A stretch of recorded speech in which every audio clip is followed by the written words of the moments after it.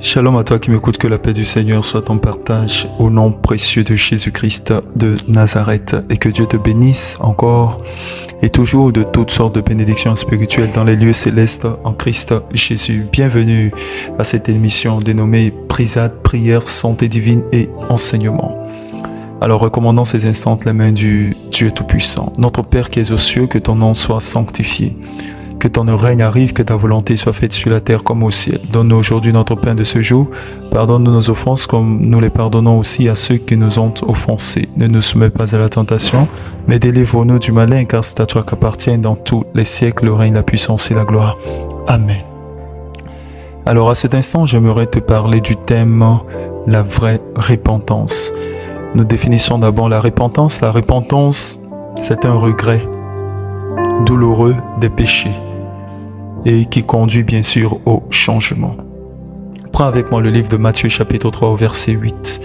Il est dit ceci: produisez donc du fruit digne de la repentance. Cela sous-entend que lorsque nous disons que nous nous sommes repentis, nous avons regretté d'avoir posé un acte qui n'est pas bien, on doit voir à l'extérieur les fruits. Les fruits, ce sont donc les résultats. Parce qu'il y a beaucoup de personnes qui disent qu'elles se sont repenties, qu'elles ont regretté leur acte. Mais en fait, on constate par leur attitude, par leur comportement, qu'en vérité, elles n'ont pas regretté leur action. Elles ont juste culpabilisé. Je vais appeler cela ainsi. Donc, il est important de regretter, et après avoir regretté, qu'on sente par le fruit que tu vas ressortir, c'est-à-dire le comportement que tu auras, que tu t'es vraiment repenti. Et comment est-ce qu'on va voir ça? À travers le fruit, c'est-à-dire à travers les actions que tu vas poser. Est-ce que tu vas continuer à refaire la même chose? Car il y a des personnes qui posent une action mauvaise, et après avoir posé cette action mauvaise, elles reviennent, elles présentent des excuses, mais on se rend compte que plus tard, elles refont la même chose, et incessamment. Donc à la fin, cela devient agaçant. Ça, ce n'est pas de la repentance, c'est de la manipulation, et c'est un manque total de respect. Quelqu'un qui se répand d'une action, d'une faute, en d'autres termes, tu ne dois plus te retrouver dans la même faute. C'est ce qu'on appelle la repentance, se détourner définitivement d'une action et rebrousser chemin. C'est-à-dire que tu te rendais compte que tu prenais un chemin qui n'était pas bien, et tu fais demi-tour pour te retrouver sur le droit chemin. Deuxième texte biblique que nous allons lire, nous sommes dans Marc chapitre 6, à partir donc du verset 12. La Bible déclare ceci: ils partirent et ils prêchèrent la repentance. Là encore, tu te rends compte que la repentance était prêchée.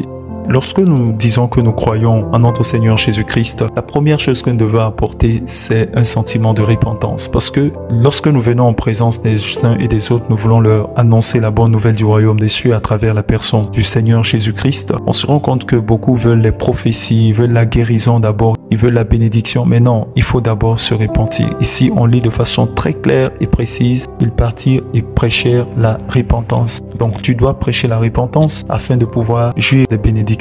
Vous allez voir qu'au juste au verset 13, il est dit: ils chassaient beaucoup de démons et ils soignaient d'huile beaucoup de malades et les guérissaient. Ça veut dire que le processus idéal, c'est premièrement se repentir, deuxièmement chasser les démons, troisièmement oindre d'huile beaucoup de malades afin qu'ils soient guéris.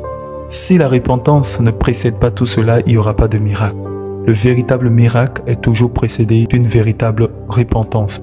Luc chapitre 3, à partir du verset 1er. La 15e année du règne de Tibère César, lorsque Ponce Pilate était gouverneur de la Judée, Hérode tétrarque de la Galilée, son frère Philippe tétrarque de l'Ithurée et du territoire de la Trachonite, Lysanias tétrarque de la Bilène. Et du temps des souverains sacrificateurs Anne et Caïphe, la parole de Dieu fut adressée à Jean, fils de Zacharie, dans le désert. Et il alla dans tout le pays des environs de Jourdain, prêchant le baptême de repentance pour la rémission des péchés, selon qui est écrit dans le livre des paroles d'Ésaïe, le prophète, c'est la voix de celui qui crie dans le désert, préparez le chemin du Seigneur, aplanissez ses sentiers. Toute vallée sera comblée, toute montagne et toute colline seront abaissées, ce qui est tortueux sera redressé et les chemins raboteux seront aplani et toute chair verra le salut de Dieu. Il disait donc à ceux qui venaient en foule pour être baptisés par lui, race de vipères, qui vous a appris à fuir la colère à venir. Produisez donc des fruits dignes de la repentance et ne vous mettez pas à dire en vous-même, nous avons Abraham pour père, car je vous le déclare que de ces pierres, Dieu peut susciter des enfants à Abraham. Tu peux constater ici également que avant toute éventualité de baptême d'eau, il faut d'abord une repentance. Luc chapitre 15, à partir du verset 7 précisément, de même je vous le dis, il y aura plus de joie dans le ciel pour un seul pécheur qui se répand que pour 99 justes qui n'ont pas besoin de repentance. On donne plus d'attention et plus d'affection à une personne qui est malade qu'à une personne qui se trouve en bonne santé. C'est l'illustration que le Père a fait en ce qui concerne le Fils aîné dans l'histoire du Fils prodigue. Le ciel se réjouit lorsqu'une personne se répand. C'est pourquoi tu dois vraiment faire l'effort de prier pour les membres de ta famille, pour toi-même, afin que tu puisses changer de voie de direction et que tu puisses annoncer l'évangile de notre Seigneur Jésus-Christ à qui de droit, c'est-à-dire ceux qui sont sur le mauvais chemin. Maintenant, j'ouvre une parenthèse très simple pour t'expliquer quelque chose. Si tu ne peux pas vivre une vie de repentance, c'est-à-dire de regret, de changement total, tu n'es pas vraiment habilité à évangéliser. Aujourd'hui, nous voyons des masses de personnes qu'on envoie pour évangéliser d'autres personnes. Or, l'évangile, c'est annoncer justement la bonne nouvelle du salut du royaume de Dieu par le Seigneur Jésus-Christ. Mais ceux-là même qui vont annoncer l'évangile n'ont aucun fruit extérieur de repentance. Et là, je me demande comment est-ce qu'on peut gagner des gens si nous-mêmes nous ne sommes pas des modèles. Question à laquelle tu pourras répondre toi-même prochainement. Matthieu chapitre 11, le verset 21, illustrant toujours la repentance, il est dit « Malheur à toi, Chorazine, malheur à toi, Bethsaïda, car si les miracles qui ont été faits au milieu de vous avaient été faits dans Tyr et dans Sidon, il y a longtemps qu'elles se seraient repenties en prenant le sac et la cendre. » Tyr et Sidon ont bénéficié de la grâce de notre Seigneur Jésus-Christ par des miracles. Mais malgré ces miracles, ce peuple dans ces zones à l'époque ne sont pas revenus de leurs péchés pour accepter le Seigneur Jésus-Christ comme Seigneur et Sauveur personnel. Et donc, le jugement va s'abattre sur eux. Ça, c'est très clair. Poursuivons notre étude. Là, nous rentrons dans les profondeurs des Saintes Écritures. Romains chapitre 2, versets 1 à 4. Il est dit ceci, « Ô homme, qui que tu sois, toi qui juges, tu es donc inexcusable, car en jugeant les autres, tu te condamnes toi-même, puisque toi qui juges, tu fais les mêmes choses. Nous savons en effet que le jugement de Dieu contre ceux qui commettent de telles choses est selon la vérité. Et penses-tu, ô homme qui juge ceux qui commettent de telles choses, et qu'il est fait que tu échapperas au jugement de Dieu? Ou méprises-tu les richesses de sa bonté, de sa patience et de sa longanimité, ne reconnaissant pas que la bonté de Dieu te pousse à la repentance? » Beaucoup de personnes, lorsque l'Éternel leur fait du bien et lorsque l'Éternel est patient vis-à-vis de leur inconduite, de leur attitude mauvaise et déplorable, les personnes pensent qu'elles peuvent continuer dans leur voie. Or, le Seigneur leur donne seulement le temps de changer de comportement et de se repentir totalement, c'est-à-dire de regretter avec douleur les péchés commis, de changer et que ce changement soit visible. Donc si c'est ton cas, alors reviens sur le droit chemin, fais attention. Mais je donnerai des versets plus approfondis qui te permettront de comprendre que Dieu n'est pas là pour plaisanter. La Bible déclare dans 2 Corinthiens chapitre 7, « En effet, la tristesse selon Dieu produit une repentance à salut dont on ne se repent jamais, tandis que la tristesse du monde produit la mort. » Lorsque nous nous repentons vis-à-vis de Dieu, nous bénéficions du salut. Le salut, c'est une grâce, c'est une miséricorde, c'est une faveur. C'est une compensation de prix payé en guise de rachat pour une personne. Et ça, c'est une bonne nouvelle parce que nous avons le salut en notre Seigneur et Sauveur Jésus-Christ. 2 Timothée chapitre 2 verset 24, il est dit ceci, « Or, il ne faut pas qu'un serviteur du Seigneur ait des querelles. Il doit au contraire avoir de la condescendance pour tous, être propre à enseigner, doué de patience. Il doit redresser avec douceur les adversaires, dans l'espérance que Dieu leur donnera la repentance pour arriver à la connaissance de la vérité et que revenus à leur bon sens, ils se dégageront des pièges du diable qui s'est emparé d'eux pour les soumettre à sa volonté. » Un serviteur de Dieu, c'est une personne qui doit enseigner, conseiller, redresser les gens, les adversaires avec douceur. Et les adversaires ici, ce sont ceux qui ne partagent pas la même conviction de foi que lui, qui ne sont peut-être pas d'accord avec lui d'une manière ou d'une autre, ou qui rentrent en contestation de sa prédication, de son enseignement, surtout s'ils sont scripturaires, c'est-à-dire basés sur le témoignage de notre Seigneur Jésus-Christ et sur les enseignements reçus en tant qu'un disciple réel du Maître, c'est-à-dire le Seigneur Jésus-Christ. Donc, ce dernier qui est le serviteur de Dieu, il doit faire ses efforts pour que les gens parviennent à la repentance et qu'ils puissent être dégagés du piège de Satan. Parce qu'une personne qui ne se répand pas, une personne qui n'a pas de regret de ses péchés, de ses actions et tout ceci, cette personne est dans le piège de Satan. Et la finalité, sincèrement, c'est la mort, c'est le chaos. Donc, je prie que ce ne soit pas ton cas au nom de Jésus-Christ. Dans 2 Pierre chapitre 3 également, le verset 9, la Bible déclare « Le Seigneur ne tarde pas dans l'accomplissement de la promesse comme quelques-uns le croient, mais il use de patience envers vous, ne voulant pas qu'aucun périsse, mais voulant que tous arrivent à la repentance. » Ça, c'est le cas typique de ceux qui s'entêtent dans leur péché. Dieu ne veut pas, je dis bien, Dieu ne veut pas comme il est stipulé, Dieu ne veut pas que le pécheur périsse, mais il use de patience pour que cette personne puisse se repentir. Donc, si c'est également ton cas et que le Saint-Esprit, depuis des lustres, attire ton attention sur un péché, sur un défaut, sur une attitude, sur un comportement qui déplaît, c'est d'ailleurs la raison pour laquelle nous avons le Saint-Esprit en nous, qui déplaît au Seigneur, eh bien, s'il te plaît, change de voie, change de direction radicale. Car Dieu ne veut pas que tu périsses, sinon tu mourras dans ton péché, ce qui serait totalement désagréable, ton âme sera perdue. Voyons un autre texte. Dans Jérémie chapitre 31, le verset 19, il est dit ceci. « Après m'être détourné, j'éprouve du repentir et après avoir reconnu mes fautes, je frappe sur ma cuisse. Je suis honteux et confus car je porte l'opprobre de ma jeunesse. » Donc, là, Jérémie est en train de parler. Il explique combien de fois il se sent triste. Il tape même sur sa cuisse, il est honteux. Est-ce que quand tu poses des actions de péché qui sont la désobéissance à Dieu, est-ce que tu as honte au fond de toi? Est-ce que tu culpabilises? Si tu culpabilises, c'est une très bonne chose, c'est la preuve que le Saint-Esprit agit encore en toi. Sinon, tu es déjà du côté de Satan. Ok? Très bien. Maintenant, regarde dans Matthieu chapitre 4, le verset 17. Que dès ce moment, Jésus commença à prêcher et à dire « Repentez-vous car le royaume des cieux est proche ». Le Seigneur Jésus-Christ lui-même, en plus de Jean-Baptiste, a introduit le concept de la repentance. Et quand il a commencé à prêcher, il a dit « Repentez-vous ». Donc, notre prédication, nous en tant qu'hommes de Dieu, serviteurs de l'Éternel, servants de l'Éternel, notre prédication doit consister d'abord à appeler, à amener le peuple à la repentance, ramener le cœur des pères vers les enfants et le cœur des enfants vers leur père. Vous allez remarquer que nous sommes plus lancés dans les principes de bénédiction et le peuple de Dieu n'est pas béni tout simplement parce qu'il n'y a pas de repentance. Dieu ne peut pas t'habiller de vêtements de royauté pendant que tu es dans la saleté. Lui-même, il dit qu'il prend l'indigent de la boue et le fait asseoir sur la table des rois. Mais qui te dit que prendre l'indigent de la boue et le faire asseoir sur la table des rois, il le fait directement sans être passé par le lavage? Il faut le dire ici. Il faut que la personne soit lavée, totalement nettoyée et vêtue de ses plus belles robes. C'est exactement ce que fait le sang de notre Seigneur Jésus-Christ. Lorsque nous l'acceptons, le sang est déjà versé en notre faveur. Nous nous repentons en confessant nos péchés, même si nous ne nous souvenons pas de tout. Néanmoins, nous reconnaissons que nous sommes dans une posture de péché. Et une fois que nous l'acceptons, le sang de Christ nous purifie de tout péché. Et voilà, nous sommes appelés et déclarés enfants de Dieu. La Bible déclare que Jésus commença à prêcher et à dire « Repentez-vous car le royaume des cieux est proche ». Donc, toute véritable prédication doit commencer par l'appel à la repentance. Luc chapitre 13, verset 1 au verset 5. En ce même temps, quelques personnes qui se trouvaient là racontaient à Jésus ce qui était arrivé à des Galiléens dont Pilate avait mêlé le sang avec celui de leur sacrifice. Quel crime horrible! Il leur répondit, « Croyez-vous que ces Galiléens fussent de plus grands pécheurs que tous les autres Galiléens parce qu'ils ont souffert de la sorte? Non, je vous le dis, mais si vous ne vous repentez, vous périrez tous également. » Attention, bien-aimés, attention.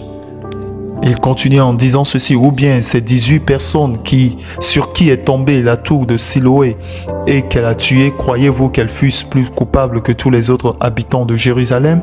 Non, je vous le dis, mais si vous ne vous repentez, vous périrez tous également.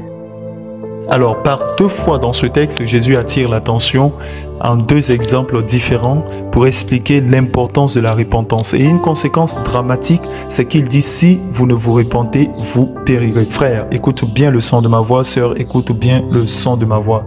Vraiment, c'est le moment de te repentir. Oui, nous allons prier pour la santé divine. Oui, nous allons prier pour la guérison divine. Mais avant cela, il faut une repentance sincère et totale.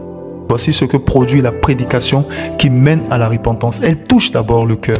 Actes chapitre 2, le verset 37 à 38. Après avoir entendu ce discours, ils eurent le cœur vivement touché et ils dirent à Pierre et aux autres apôtres, « Hommes, frères, que ferons-nous » Un discours a été lancé. Tu peux relire le texte jusqu'en haut et tu verras quelle était donc la nature de ce discours.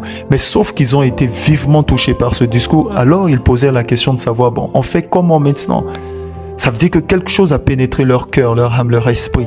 Et Pierre va leur dire, repentez-vous et que chacun de vous soit baptisé au nom de Jésus-Christ pour le pardon de vos péchés et vous recevrez le don du Saint-Esprit. Je te sors 3 points majeurs.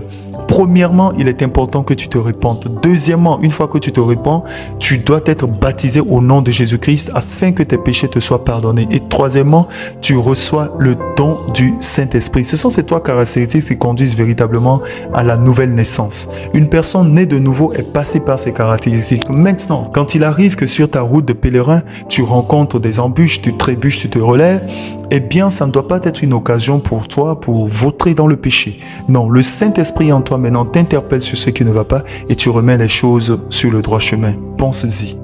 Acte 3, 19, il est écrit « Repentez-vous donc et convertissez-vous pour que vos péchés soient effacés, afin que des temps de rafraîchissement viennent de la part du Seigneur et qu'il envoie celui qui vous a été destiné, Jésus-Christ, que le ciel doit recevoir jusqu'au temps du rétablissement de toutes choses dont Dieu a parlé anciennement par la bouche de ses saints prophètes. Repentez-vous donc et convertissez-vous pour que ces péchés soient effacés. » Alors, premièrement, il faut que tu te repentes.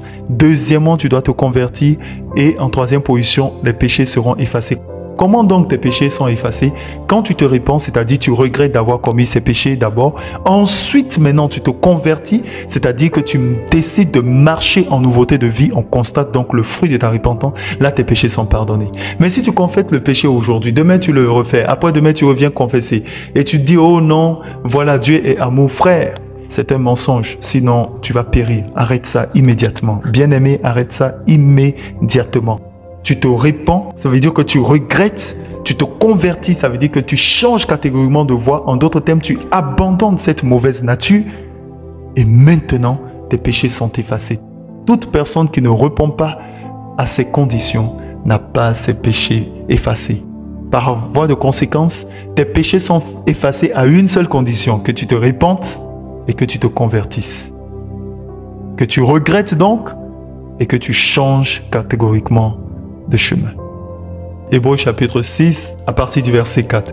Car il est impossible que ceux qui ont été une fois éclairés, qui ont goûté le don céleste, qui ont eu part au Saint-Esprit, qui ont goûté la bonne parole de Dieu et les puissances du siècle à venir et qui sont tombés, soient encore renouvelés et amenés à la repentance, puisqu'ils crucifient pour leur part le Fils de Dieu et l'exposent à la honte, c'est-à-dire à l'ignominie. Ici, c'est un cas assez avancé. Donc, tu es ancien dans la foi. Tu as reçu le Seigneur Jésus-Christ, ça fait 1, 2, 3, 4, 5, 6, 10 ans. Et malgré cela, au lieu de grandir dans ta marche, non, tu retournes encore dans tes anciens péchés, dans tes anciennes natures. Frère, ça risque d'être très fatal pour toi. C'est très dangereux de poser des actes comme ça. Matthieu 21, 28, il est écrit « Que vous ensemble, un homme avait 2 fils. Et s'adressant au premier, il dit, mon enfant, va travailler aujourd'hui dans ma vigne. Il répondit, je ne veux pas. Ensuite, il se repentit et alla. S'adressant à l'autre, il dit la même chose et ce fils répondit, je veux bien, Seigneur. Et il n'alla pas. Lequel des 2 a fait la volonté du Père? Ils répondirent, le premier. Et Jésus leur dit, je vous le dis en vérité, les publicains et les prostituées vous dévanceront dans le royaume de Dieu. Un exemple très typique qui montre 2 personnes. Une qui dit qu'elle ne va pas le faire et elle se répand, elle le fait. Et l'autre qui dit qu'il va faire et il ne fait pas. Et la majorité d'entre nous, nous sommes dans le deuxième cas. C'est-à-dire, nous disons au Seigneur, pardonne-nous, je sais que tu m'aimes, je ne vais plus recommencer, mais nous recommençons. C'est l'attitude typique aujourd'hui des soi-disant croyants. Ils viennent à l'église, ils se répandent. Dimanche prochain, ils viennent confesser encore le même péché. Enfin, ils se répandent pas, mais ils prétendent s'être repentis. Dimanche prochain, ils viennent confesser le même péché. On chasse les démons. 2 mois plus tard, ils reviennent avec les mêmes esprits. Frère, toi-même, tu n'es pas fatigué. Tu peux pas être une poubelle sur laquelle se posent toujours tout le temps les mouches. Décide une fois pour toutes d'abandonner. Si tu n'as pas cette capacité, demande au Saint-Esprit de te venir en aide. Amen. Donc, que ton oui soit oui, que ton non soit non. Si tu décides vraiment de changer, de te repentir, fais-le sincèrement et tu verras que le Saint-Esprit t'aidera. Matthieu, chapitre 27, le verset 3. Alors Judas, qui l'avait livré, voyant qu'il était condamné, se repentit et rapporta les 30 pièces d'argent aux principaux sacrificateurs et aux anciens en disant « J'ai péché en livrant le sang innocent. » Ils répondirent « Que nous importe, cela te regarde. » Une attitude incroyable. Je me demande pourquoi on ne se souvient pas de Judas par rapport à cette attitude. Quand on parle de Judas, on parle seulement de quelqu'un qui a trahi Jésus. Nous sommes injustes, hein, bien-aimés, nous sommes très injustes. Oui, il a trahi Jésus, mais il faut aussi se souvenir que Judas, dans Matthieu 27, 3, s'est repenti. Il a regretté amèrement d'avoir posé son acte. La question est de savoir, est-ce que donc le péché de Judas lui a été pardonné ou pas? Et est-ce que Judas est sauvé? Point d'interrogation. Cela fera l'objet d'un prochain enseignement où je vais t'éclairer là-dessus. Mais je voudrais que tu retiennes simplement que Judas Iscariote, celui qui devrait livrer Jésus et qui l'a trahi, s'est finalement repenti. Donc si Judas s'est repenti, frère, toi, si tu ne te repens pas, c'est pas bon. D'ailleurs, en désobéissant au Seigneur, nous le trahissons. Parce que le désobéir, c'est se soumettre à la volonté d'un autre maître. Et cet autre maître peut être le péché, cet autre maître peut être maman, cet autre maître peut être Baal ou encore l'idole de ta vie. Donc, répands-toi. Je vais attirer ton attention sur un fait pour te dire que Dieu également se répand. Vous savez, un texte sorti dans son contexte devient un prétexte. Je vais te démontrer maintenant par 5 versets bibliques que le Seigneur lui-même s'est repenti. Nombre chapitre 23, le verset 19. La Bible déclare: Dieu n'est point un homme pour mentir, ni fils d'un homme pour se repentir. Ce qu'il a dit ne le fera-t-il pas? Ce qu'il a déclaré ne l'exécutera-t-il pas? Genèse chapitre 6, le verset 6, la Bible déclare: l'Éternel se repentit d'avoir fait l'homme sur la terre, et il fut affligé en son cœur. Et l'Éternel dit: j'exterminerai de la face de la terre l'homme que j'ai créé, depuis l'homme jusqu'au bétail, aux reptiles et aux oiseaux du ciel, car je me repens de les avoir faits. Ouh là là, Dieu même a regretté.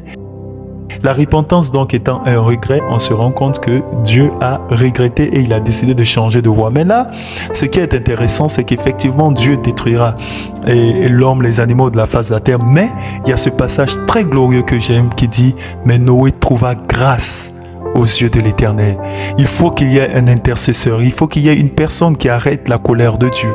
Car si Dieu décide de condamner, de frapper, et qu'il y a quelqu'un qui pose un acte de repentance, un acte de compassion, un acte d'amour, alors l'Éternel peut changer sa décision. Très bien. Joël chapitre 2, le verset 13 au verset 14, nous lisons: déchirez vos cœurs et non vos vêtements, et revenez à l'Éternel votre Dieu, car il est compatissant et miséricordieux, lent à la colère et riche en bonté, et il se répand des maux qu'il envoie. Encore une fois ici, on se rend compte que Dieu se répand en fait. Dieu change d'avis, change de décision. Tu verras toi-même que si tu as envie et que tu m'écoutes, c'est parce que Dieu n'a pas voulu te tuer il y a longtemps. Parce que sincèrement, tu l'as tellement agacé par ta faute. Nous l'avons tellement agacé. Mais aujourd'hui, ce qui retient Dieu, c'est pas le fait que nous prions beaucoup, mais c'est le fait que le sang de Jésus-Christ parle en notre faveur et crie plus que celui d'Abel. C'est le sang de Christ en fait en notre faveur qui parle. Sinon, bien-aimés, sincèrement, nous serons déjà déchus. Je rends grâce à Dieu pour la vie de notre Seigneur Jésus-Christ, pour le prix qu'il a payé.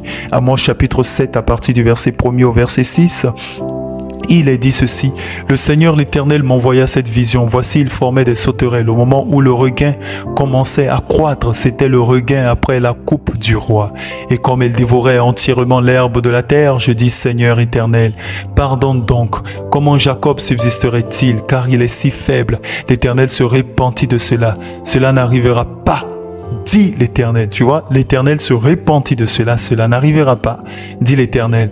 Verset 4, le Seigneur l'Éternel m'envoya cette vision. Voici, le Seigneur l'Éternel proclamait le châtiment par le feu, et le feu dévorait le grand abîme et dévorait le champ. Je dis: Seigneur Éternel, arrête donc. Comment Jacob subsisterait-il, car il est si faible? Verset 6, l'Éternel se repentit de cela. Cela non plus n'arrivera pas, dit le Seigneur l'Éternel. Voyez-vous, par 2 fois, le Seigneur a donné une vision pour envoyer un châtiment, mais il y a eu un homme intercesseur et le Seigneur s'est repenti, c'est-à-dire qu'il a regretté, il a décidé de changer sa décision mauvaise en une bonne décision, c'est-à-dire de frapper. Certes, la décision n'est pas mauvaise parce qu'il est un Dieu juste, mais quand je dis mauvaise, c'est au sens de l'application de la sentence vis-à-vis de nous qui nous serait fatale. Jonas chapitre 3, le verset 10, où il est dit: Dieu vit qu'il agissait ainsi et qu'il revenait de leur mauvaise voie. Alors Dieu se repentit du mal qu'il avait résolu de leur faire et il ne le fit pas.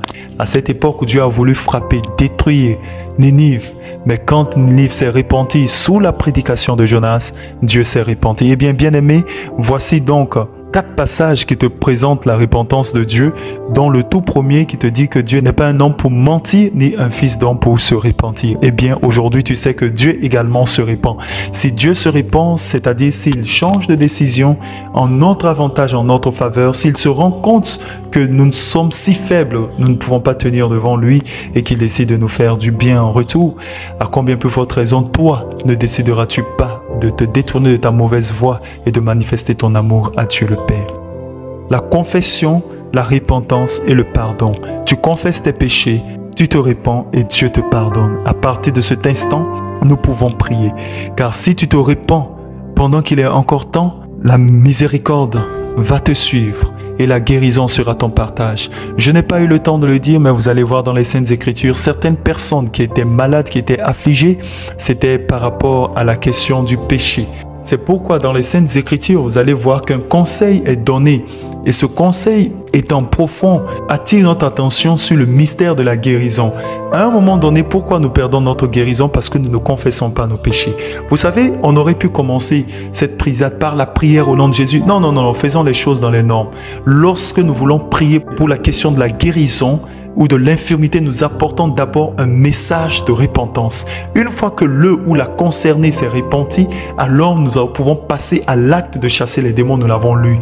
Car beaucoup de personnes font le contraire. Non, il ne faut pas faire le contraire, bien-aimé. C'est très important. Je te donne l'exemple. Si nous confessons nos fautes, il est fidèle et juste pour nous les pardonner et nous purifier de toute iniquité. Selon ce que déclarent les Saintes Écritures, il est important que tu puisses confesser. Vous allez voir que même pour le principe de l'onction d'huile dans la nouvelle naissance, il est dit ceci. Parce que l'onction d'huile sur le malade qui sera guéri va conduire à une repentance d'abord et à une guérison des péchés. C'est pourquoi quand nous lirons le texte, tu verras très bien que les gens font le contraire. Tu dois te confesser. Seigneur, j'ai mal agi. Une fois que tu t'es confessé, tu te repens dans ton cœur, tu regrettes ce que tu as posé comme action et maintenant tu obtiendras le pardon de ton péché. La Bible déclare dans le livre de Jacques, chapitre 5, le verset 14, quelqu'un parmi vous est-il malade? Qu'il appelle les anciens de l'église et que les anciens prient pour lui en loignant d'huile au nom du Seigneur. Vous voyez ça? Il appelle les anciens. Pourquoi les anciens? Parce qu'ils ont la grâce, ils ont le manteau sur eux et ils sont supposés marcher dans la crainte de Dieu. On ne parle pas d'anciens en termes d'années de vie. On parle d'anciens en termes de marche et de vie agréable aux yeux de l'Éternel. Pas ancien de titre. Non, ces titres pompeux, non. Un ancien, c'est quelqu'un qui marche dans la crainte de l'Éternel, qui est un modèle par excellence. Donc ce dernier, à la faveur de Dieu, lorsqu'ils viennent maintenant et qu'ils prennent l'huile, ils prient pour lui. Ça veut dire le principe de l'intercession. Et c'est ce que nous avons lu. Jonas a intercédé. Noé aussi a trouvé grâce aux yeux de l'Éternel. Moïse a intercédé pour que l'Éternel ne détruise pas le peuple lors de sa révolte, pendant qu'il était sur la montagne et qu'il prenait les lois auprès de l'Éternel, les 10 commandements. Donc les anciens prient pour lui et en loignant d'huile qui est le symbole de l'esprit. Donc l'huile redonne la vie à cette personne. Au nom de qui? Au nom du Seigneur. Et regardez la conséquence immédiate. La Bible dit, la prière de la foi sauvera le malade. Donc cette prière qui est faite avec foi sauvera le malade. Et le Seigneur, au nom de qui nous avons prié, le relèvera. Et s'il a commis des péchés, il lui sera pardonné. Par voie de conséquence, les péchés peuvent être la raison de sa maladie ou de la maladie qu'il transporte, de cette infirmité. Parce qu'une fois que vous péchez, le diable a le droit légal sur votre corps, sur votre âme, sur votre esprit. C'est pourquoi il est dit marcher selon l'esprit. Marcher selon l'esprit. Bien-aimé, j'espère que cela est compris. Alors, je vais maintenant prier et ma prière sera très simple. Mais avant de prier, je voudrais vraiment que tu fasses 5 choses majeures. Premièrement, tu vas te confesser. Deuxièmement, tu vas te repentir. Troisièmement, tu obtiendras le pardon. Quatrièmement, tu vas obéir à Dieu dorénavant. Et cinquièmement, tu vas recevoir ta visitation. Si tu remplis ces 5 conditions, je te garantis. La Bible déclare que le péché ne règne point donc dans votre corps mortel et n'obéissez pas à ses convoitises. Donc si tu remplis ces 5 conditions, alors Dieu te visitera. Maintenant, je prie pour toi. Père éternel, il est écrit dans le livre de Luc chapitre 1er au verset 37. Rien n'est impossible à Dieu. Dans Marc chapitre 9, le verset 23, il est dit tout est possible à celui qui croit. Et dans Marc 11, 23, il est dit tout ce que vous demanderez avec foi par la prière, vous le recevrez. Ainsi, au nom de Jésus-Christ de Nazareth, ayant confessé nos péchés, nous ayant repenti de nos fautes, obtenant de toi le pardon par le sang, décidant d'obéir à ta parole, nous recevons ta visitation par la grâce de la guérison divine que nous avons déjà reçue sur la croix, car il est écrit, par ses meurtrissures, nous sommes guéris et par ses meurtrissures, nous avons été guéris selon le livre de Pierre et le livre d'Ésaïe. Nous recevons à cet instant précis, au nom de Jésus-Christ, le pardon de nos péchés, au nom de Jésus-Christ, la guérison, par la puissance de l'onction d'huile, je déclare guéri toute personne qui entend le son de ma voix. Maintenant, s'il y avait des réclamations de Satan contre ta vie, la Bible déclare qu'ils l'ont vaincu à cause du sang de l'agneau et à cause de la parole de leur témoignage. Et de Romains chapitre 8, 1, il est écrit, il n'y a maintenant plus aucune condamnation pour ceux qui sont en Christ Jésus. Reçois donc le miracle de ta guérison, marche dans la santé divine, marche dans une vie de repentance afin de conserver ta guérison, afin de conserver ta santé divine. Au nom de Jésus-Christ de Nazareth, Père, je déclare béni et guéri toute personne qui entend le son de ma voix. Et j'ajoute à cela, si tu as ton huile d'onction consacrée, je déclare cette huile consacrée au nom de Jésus, que tu l'appliques sur toi, ou tu vas dans ta communauté, dans ton assemblée, et les anciens de l'église prient pour toi, tu recevras la guérison. La guérison est déjà disponible pour toi avant même que tu ne naisses. Elle sera toujours disponible. Maintenant, je le déclare au nom puissant et glorieux de notre Seigneur et Sauveur Jésus-Christ. Reçois ta guérison maintenant et marche dans la santé divine. Amen et Amen.